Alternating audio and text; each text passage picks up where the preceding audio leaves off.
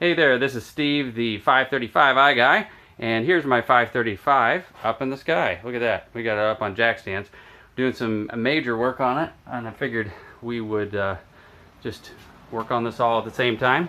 So like a month ago, we had a serpentine belt failure, which basically the belt exploded. There were shreds all over on the engine, and it took a lot of cleaning up and work to get that taken care of. What had happened is one of the oil cooler lines had been leaking. We ended up replacing both of them. The blue one here is actually rebuilt at a local hydraulics shop.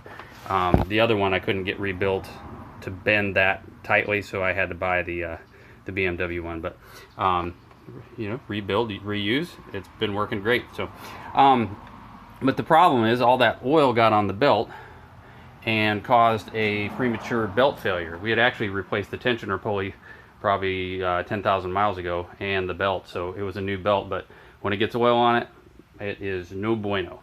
So one thing that I did not realize is when that failure happens and the belt basically destroys itself, explodes into shreds, it somehow makes its way into the engine.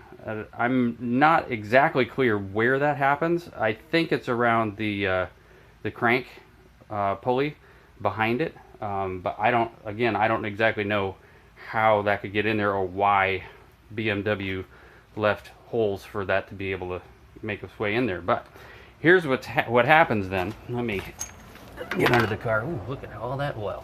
We'll take a look at that here in a second. So about a week ago, I got a low oil pressure warning light. If you look at that, this is the oil sump. Get focused on that. But you can see all that belt shreds up in the oil sump.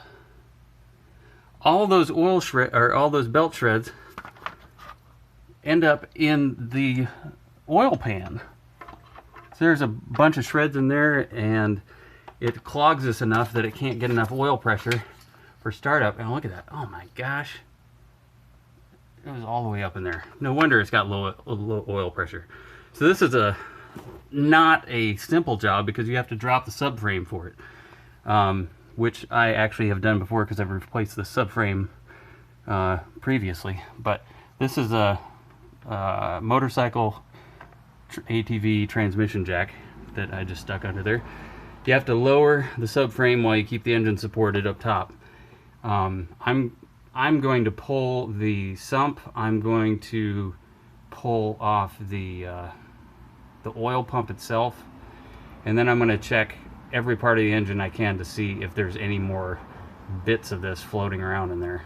Sometimes it makes it all the way up inside the valve cover.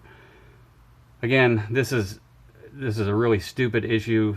I don't know why BMW has it like this, but if you have a belt failure on a 535i with the N54 engine or anything with the N54 engine and it shreds, make sure you do all this work, because you could end up killing your engine, starving it of oil, not even knowing. And it's kind of like a ticking time bomb, because this worked great for, I don't know, about a month, and then I started it up and got a low oil pressure warning light on startup, and it sounded noisy, but within a couple seconds it fixed itself. And so I drove it for a couple more days and didn't ever get the light when it was running. It was only on a cold startup. So I thought maybe it was just a weak oil pump or something like that, or the oil pump coming loose. Sometimes those bolts over there on the oil pump fail. So anyhow, these that's just ridiculous that makes it into the engine when the belt breaks. So thanks, BMW, and good luck if this happens to you. Make sure you do all the work to fix it up. All right, talk to you soon.